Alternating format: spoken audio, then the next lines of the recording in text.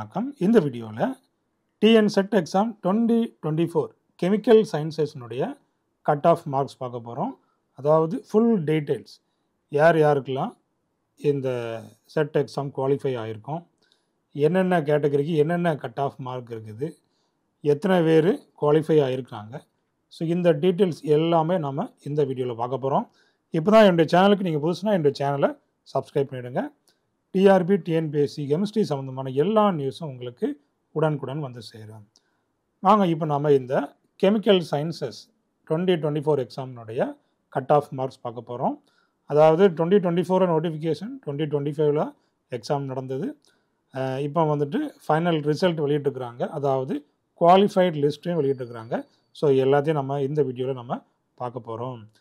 அப்போ இதில் இந்த கெமிக்கல் சயின்சஸில் ஜென்ரல் டேனுடைய கட் ஆஃப் மார்க்ஸ் அப்படின்னு பார்த்தீங்கன்னா இந்த 202, அதாவது 202க்கு மேலே வாங்கிறதா இருந்தால் என்ன செய்ய முடியும், இந்த ஜென்ரல் டேனுக்குள்ளே வர முடியும்.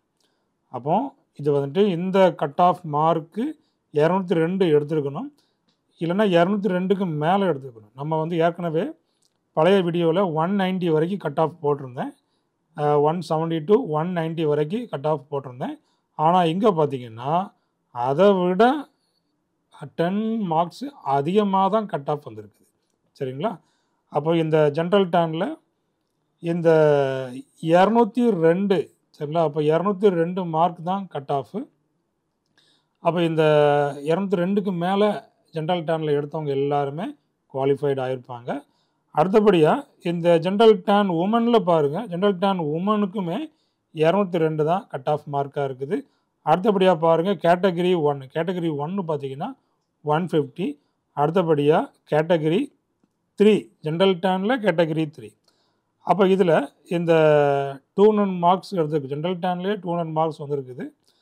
அடுத்தபடியாக இந்த ஜென்ரல் டேன் உமன் கேட்டகரி 2, அதாவது இந்த கேட்டகரி 1, கேட்டகரி 2 அதெல்லாம் பார்த்தீங்கன்னா என்னென்னா ஏதாவது ஒரு சின்ன சின்ன அந்த சேலஞ்சு இருக்கும், ஃபிசிக்கலி சேலஞ்சாக இருப்பாங்க. அதுதான் இந்த கேட்டகரி 1, கேட்டகரி 2ல். ஸோ அப்போ அந்த கேட்டகரியிலே பார்த்தீங்கன்னா இவ்வளவு கட் ஆஃப் மார்க் இருக்குது. அப்போ 200 மார்க்ஸ்க்கு மேலே எடுத்திருந்தாங்கன்னா இவங்க இந்த கட் ஆஃப் மார்க்குள்ளே வருவாங்க. அடுத்தபடியாக ஜென்ரல் டேன் உமன் கேட்டகரி 2 பார்த்தீங்கன்னா 148. அடுத்தபடியாக பிசி கட் ஆஃப் மார்க்கு 192.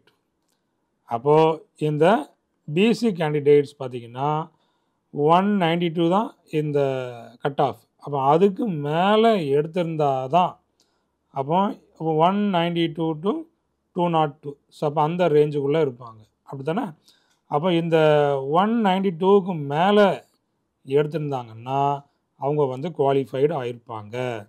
சரிங்களா? அப்போ இந்த கெமிக்கல் சயின்சஸில் டோட்டலாக 342 கேண்டிடேட்ஸ் வந்துட்டு குவாலிஃபைடு ஆகிருக்காங்க, எல்லா கேட்டகரியும் சேர்த்து. ஜென்ரல் டேன், பிசி, எம்பிசி, எஸ்சி, எஸ்டி இது எல்லாத்தையும் சேர்த்து டோட்டலாக 342 கேண்டிடேட்ஸ் வந்துட்டு குவாலிஃபைடு ஆகிருக்காங்க. அப்போ பிசியில் கட் ஆஃப் மார்க் பார்த்திங்கன்னா 192. அப்போ 192க்கு மேலே எடுத்தவங்க எல்லாருமே குவாலிஃபைடு ஆகிருப்பாங்க. அடுத்தபடியாக பிசி உமன், பிசி உமன் பார்த்திங்கன்னா 190 கட் ஆஃப் மார்க். அப்போ 190க்கு மேலே எடுத்திருந்தாங்கன்னா அவங்க வந்துட்டு குவாலிஃபைடு. அடுத்தபடியாக பிசி கேட்டகரி 1, இதில் பிசி கேட்டகரி 2, இதில் 134 ஒரு இது இருக்குது. அதே போல் 156 இந்த 2 கட் ஆஃப் மார்க் இதில் கொடுத்துக்கிறாங்க. அடுத்தபடியாக பிசி முஸ்லீம், பிசி முஸ்லீம் பார்த்திங்கன்னா 176 கட் ஆஃப் மார்க். பிசி முஸ்லீம் 176. அதே போல் பிசி முஸ்லீம் உமனில் பார்த்திங்கன்னா 172 கட் ஆஃப் மார்க். அடுத்தபடியாக இந்த எம்பிசி, இப்போ எம்பிசியில் பார்த்திங்கன்னா கட் ஆஃப் மார்க் எவ்வளவு, 188. எம்பிசி டிஎன்சி பிசியில் எவ்வளோ வந்தது, இந்த 192 வந்தது. இங்கே வந்து ஒரு 4 மார்க்ஸ் கம்மியாக இருக்குது எம்பிசியில். அடுத்தபடியாக எம்பிசி உமனில் பார்த்திங்கன்னா 186, ஒரு 2 மார்க் தான் கட் ஆஃப் கம்மியாக இருக்குது. இப்போ எல்லாமே பக்கத்தில் தான் இருக்குது. அடுத்தபடியாக எம்பிசியில் கேட்டகரி 1, அடுத்தபடியாக கேட்டகரி 2, அடுத்தபடியாக கேட்டகரி 3 இது எல்லாமே எம்பிசியில் வரக்கூடியது. 160 கட் ஆஃப் மார்க்கு. ஓகே, அப்போ இதிலெல்லாம் ஒரு சில பேர் தான் இருப்பாங்க. அடுத்தபடியாக பார்த்திங்கன்னா எஸ்சி கேட்டகரியில் எவ்வளோ மார்க் இருக்கு? அப்போ 174. எஸ்சி கேட்டகரியில் 174 கட் ஆஃப் மார்க்ஸ். அப்போ இதுக்கு மேலே எடுத்திருந்தாங்கன்னா 174 அதுக்கு மேலே எடுத்திருந்தாங்க அப்படின்னாச்சுன்னா அவங்க வந்துட்டு குவாலிஃபைடு ஆகிருப்பாங்க. அப்போ எஸ்சிலேயே உமன் அதுவும் அதே கட் ஆஃப் மார்க்கில் தான் இருக்குது. 174 கட் ஆஃப் மார்க்கில் தான் இருக்குது. அடுத்தபடியாக பாருங்கள், எஸ்சி கேட்டகரி 1, எஸ்சி கேட்டகரி 3 இது 158, இது வந்துட்டு 108. இது வந்து ரொம்ப இதுதான் லோவஸ்ட் மார்க்காக இருக்குது இந்த கட் ஆஃப் மார்க்லேயே. அடுத்தபடியாக எஸ்சி ஏல பாருங்கள் 168. அப்போ எல்லாமே கட் ஆஃப் வந்து அதிகமாக தான் இருக்குது. இப்போ நல்ல எக்ஸாம் எழுதியிருக்காங்க, நல்ல மார்க் வந்துட்டு ஸ்கோர் பண்ணியிருக்காங்க. அப்போ இதில் பார்த்தீங்கன்னா 174, இங்கே எஸ்சி ஏல பார்த்தீங்கன்னா 168 மார்க் வாங்கியிருக்காங்க. அடுத்தபடி எஸ்சிஏ உமனில் பாருங்கள், அங்கே வந்துட்டு அதை விட அதிகமாக தான் இருக்குது. எஸ்சிஏ உமனில் 176 கட் ஆஃப் மார்க்கு. அடுத்தபடியாக எஸ்டியில் பார்த்தீங்கன்னா எவ்வளவு? 162 கட் ஆஃப் மார்க். இப்போ எஸ்டி உமனில் பார்த்தீங்கன்னா 184. அப்போ இதுக்கு மேலே 184க்கு மேலே 184 அதுக்கு மேலே வாங்கியிருந்தாங்கன்னா அவங்க வந்துட்டு இந்த செட் எக்ஸாம் கெமிக்கல் சயின்சஸில் குவாலிஃபைடு ஆகிருப்பாங்க. இப்போ இந்த செட் எக்ஸாம் அந்த கேட்டகரி வைஸ் எத்தனை பேர் செலக்ட் ஆகிருப்பாங்க அப்படிங்கிற டீட்டெயில்ஸும் நம்ம பார்க்க போகிறோம். அப்போ ஜென்ரல் டேனில் எத்தனை கேண்டிடேட் வந்திருப்பாங்க, பிசியில் எத்தனை கேண்டிடேட் குவாலிஃபைடு, அப்படியே அந்த ஃபுல் டீட்டெயில்ஸை நம்ம பார்க்க போகிறோம். அப்போ இந்த செட் எக்ஸாமினுடைய ஃபைனல் ஆன்சர் கீ ரிசல்ட் இந்த டிஆர்பி வெப்சைட்டில் பப்ளிஷ் பண்ணியிருக்கிறாங்க. அதாவது பார்த்திங்கன்னா 43 சப்ஜெக்ட்டுக்கு 6 to 9 மார்ச் 2025 எக்ஸாம் நடந்தது. அதில் பார்த்திங்கன்னா 76,150 கேண்டிடேட்ஸ் வந்துட்டு எக்ஸாம் அப்பியர் ஆனாங்க. அதே போல் யூஜிசி கைட்லைன்ஸ் படி எக்ஸாமும் நடந்தது. ஃபஸ்ட்டாக பார்த்திங்கன்னா மனோன்மணியம் சுந்தரனார் யூனிவர்சிட்டி நடத்துகிறதா இருந்தது. அதுக்கப்புறமா அதை வந்துட்டு டிஆர்பி போர்டு வந்துட்டு எக்ஸாமை கண்டக்ட் பண்ணியிருந்தாங்க. அதுக்கப்புறமா 23/2025 ஃபைனல் இந்த டென்டேட்டிவ் ஆன்சர் கீயை அப்லோட் பண்ணியிருந்தாங்க. அதுக்கப்புறமா நேற்றைய தினம் வந்துட்டு இந்த final answer key with full ரிசல்ட்டையும் வெளியிட்டாங்க. சரி, இப்போ இந்த கேண்டிடேட்ஸ் வந்துட்டு யூஜிசி ப்ரொசீஜர் படி செலக்ட் ஆகிருக்காங்க இல்லையா, எத்தனை கேண்டிடேட்ஸ் வந்துட்டு செலக்ட் ஆகிருக்காங்க? அதாவது பார்த்திங்கன்னா 6% ஆஃப் த கேண்டிடேட்ஸ். அப்போது இந்த 76,150 கேண்டிடேட்ஸ் எக்ஸாம் எழுதுனாங்க இல்லையா, அதில் 6% தான் எடுக்கணும். அப்போ பாருங்கள், who appeared or to be declared qualified eligible for assistant professor. அப்போ இதில் 6%, 76,150ல் 6% அப்படின்னா 4,569 கேண்டிடேட்ஸ் வந்துட்டு குவாலிஃபைடு ஆகியிருக்காங்க. இப்போ டோட்டலாக எத்தனை கேண்டிடேட்ஸ்? அப்போ 4,569 candidates. Those qualified candidates are then distributed among categories. அப்போ அதுலேயும் என்ன இருக்கும்? ஜென்ரல் டேனில் எத்தனை கேட்டகரிஸ், பிசியில், அதுக்கப்புறமா எம்பிசி, இந்த கேட்டகரியில் எத்தனை பேர் செலக்ட் ஆகிருப்பாங்க. ஸோ அதையும் நம்ம வந்து பார்த்துடலாம். அப்போ மினிமம் குவாலிஃபையிங் மார்க்ஸ் வந்துட்டு ஜென்ரல் டேனுக்கு 40% இருந்தது. எஸ்சி எஸ்டி பிசிக்கு பார்த்தீங்கன்னா 35% இருந்தது. அதே போல் அப்போ மினிமம் குவாலிஃபிகேஷன், அதாவது மினிமம் மார்க்ஸும் வாங்கியிருக்கணும். அதே போல் டாப் 6% மார்க்குள்ளேயும் வரணும். அப்போ தான் அவங்க வந்து எலிஜிபிள். சரிங்களா? அதாவது மினிமம் மார்க்ஸ் மட்டும் எடுத்தாலே போதாது. அப்போ என்ன செய்யணும்? அந்த டாப் 6% மார்க்குள்ளே கண்டிப்பாக வந்துடும். அப்போ தான் அவங்க தான் குவாலிஃபைடு ஆகிருப்பாங்க. இப்போ அதே போல் இந்த ரிசர்வேஷன் பாலிசி, என்ன ரிசர்வேஷனில் வந்துட்டு இந்த செலக்ட் பண்ணுறாங்க? அதாவது வெர்டிக்கல் ரிசர்வேஷன். அப்போ அது வந்துட்டு இதில் வந்துடும். ஜென்ரல் 10 31, பிசி வந்து 26.5, பிசி முஸ்லீம் 3.5, எம்பிசி 20, எஸ்சி 15, எஸ்சிஏ 3%, எஸ்டி 1%. இது வந்து வெர்டிக்கல் ரிசர்வேஷன். அப்போ இந்த ரிசர்வேஷனுக்குள்ளே யார் வருவாப்போ? ஹரிசண்டல் ரிசர்வேஷனும் இதுக்குள்ளே அப்ளை ஆகும். அப்போ அதில் தான் பார்த்தீங்கன்னா ஹரிசண்டலில் உமன் 30%, பிஎஸ்டிஎம் வந்துட்டு 20%, பிடபிள்யூடி அதுக்கு வந்து பார்த்தீங்கன்னா 4%. அப்போ பாருங்கள், ஒவ்வொரு கேட்டகரிக்கும் இந்த இதையும் அப்ளை பண்ணுவாங்க. 30% இந்த கேட்டகரியும் அப்ளை பண்ணுவாங்க. சரி, இப்போ இதில் டோட்டல் ஸ்டூடெண்ட்ஸ் வந்துட்டு 76,115 பார்த்துட்டோம். அப்போ அதில் 6% எடுத்தாச்சுன்னா 4,569 கேண்டிடேட்ஸ் வந்துட்டு மோர் ஓவர் எல்லா சப்ஜெக்டையும் சேர்த்து குவாலிஃபைடு ஆகிருக்காங்க. அப்போ இதை என்ன பண்ண போகிறோம்? ஒவ்வொரு ஜென்ரல் டேனாக நம்ம வந்து அதை வந்து வரிசைப்படுத்த போகிறோம். அப்போ ஜென்ரல் டேனில் டோட்டலாக அப்போ 31% ரிசர்வேஷன் அப்படி தானே.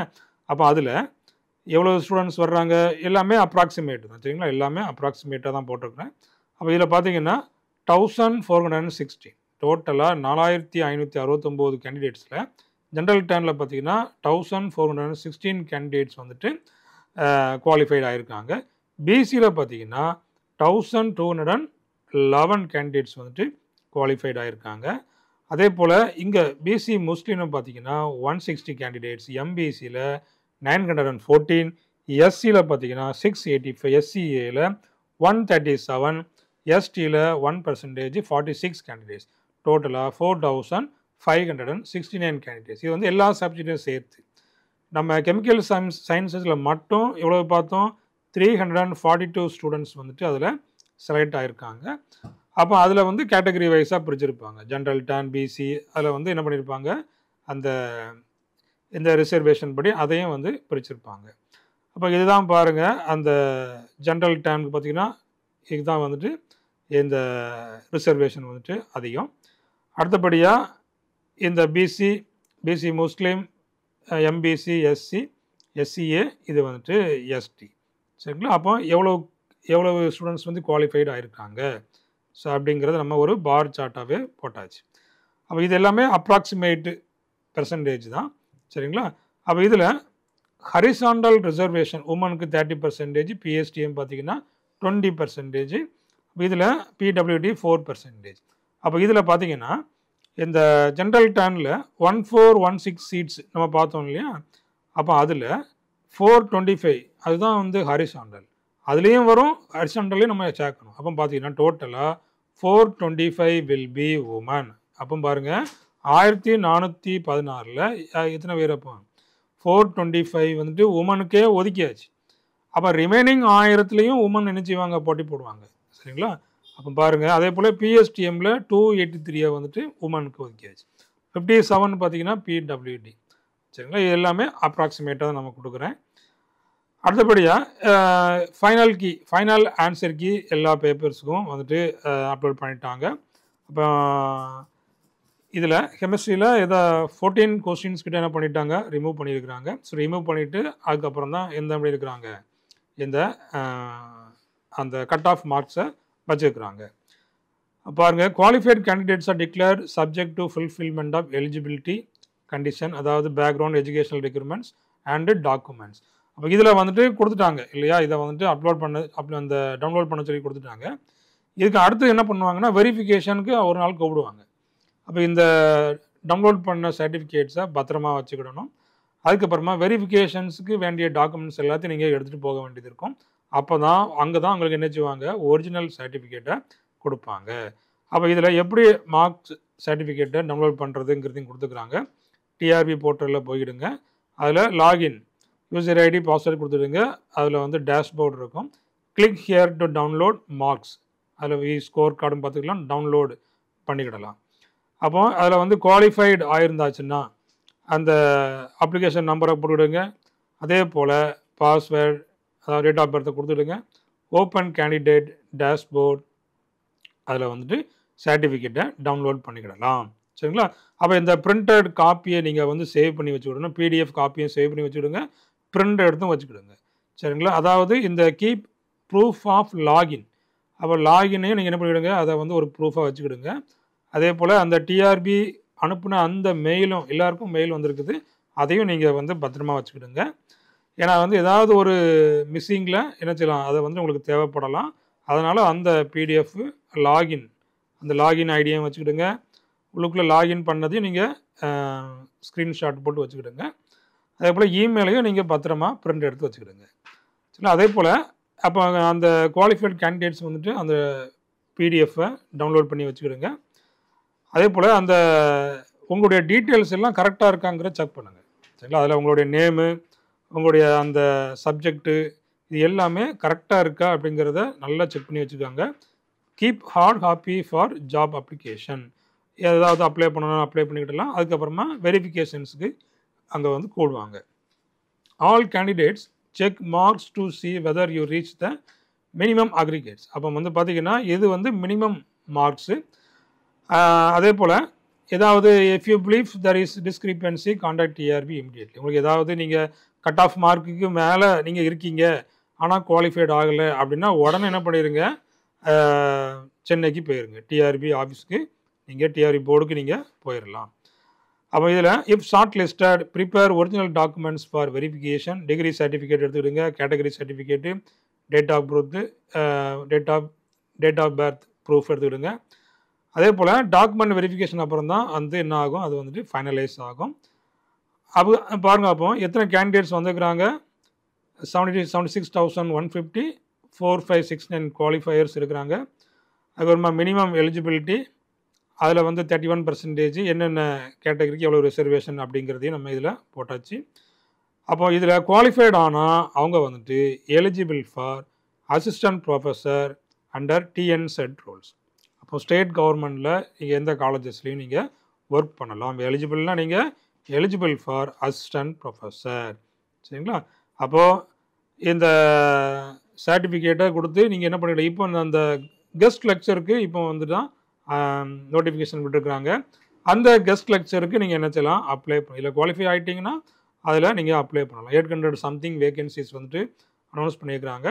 அதில் நீங்கள் அப்ளை பண்ணி அந்த ஜாபுக்குள்ளே நீங்கள் போகலாம். சரிங்களா? அப்போ இதுதான் இந்த டிஎன் செட் எக்ஸாமில் உள்ள கட் ஆஃப் மார்க்ஸ், எத்தனை ஸ்டூடெண்ட்ஸ் பாஸ் பண்ணியிருக்கிறாங்க அப்படிங்கிற ஃபுல் டீட்டெயில்ஸும் நம்ம இதில் கொண்டு வந்தாச்சு.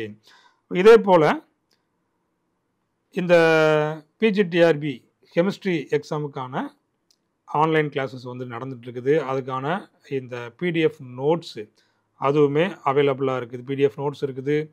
அதே போல் ஆன்லைன் கிளாஸஸ் நடந்துகிட்ருக்குது. டெஸ்ட் பேட்ச் இருக்குது. சரிங்களா? அப்போ இது எல்லாத்தையும் நீங்கள் வந்து அட்டென்ட் பண்ணிக்கிடலாம். டிஸ்கிரிப்ஷனில் எல்லா டீட்டெயில்ஸுமே இருக்குது. நீங்கள் வாட்ஸ்அப் மூலமாக கான்டாக்ட் பண்ணிக்கிடலாம். சரிங்களா? அப்போ நீங்கள் இந்த குவாலிஃபைடு ஆனாச்சுன்னா அந்த கெஸ்ட் லெக்சர் போஸ்ட்டுக்கும் நீங்கள் அப்ளை பண்ணுங்கள். அப்ளை பண்ணிவிட்டு நீங்கள் காலேஜஸ்க்கு நீங்கள் வேலைக்கு போகலாம். சரிங்களா? அதுக்கப்புறமா இந்த டிஆர்பி அசிஸ்டன்ட் ப்ரொஃபஸர் எக்ஸாம் அடுத்தபடியாக கண்டக்ட் பண்ண போகிறாங்க. ஸோ அதுக்குமே நீங்கள் வந்துட்டு ப்ரிப்பேர் ஆகிட்டு இருந்தீங்கன்னா அதுக்கும் நீங்கள் என்ன செய்யலாம், அந்த எக்ஸாமையும் நீங்கள் எழுதலாம். சரிங்களா? இதே போல் நிறையா வீடியோ வேணும், நிறைய முக்கியமான தகவல் வேணும் அப்படின்னு நினச்சினா என்னுடைய சேனலை சப்ஸ்கிரைப் பண்ணிவிடுங்க. தேங்க்யூ. தேங்க்ஸ் ஃபார் வாட்சிங்.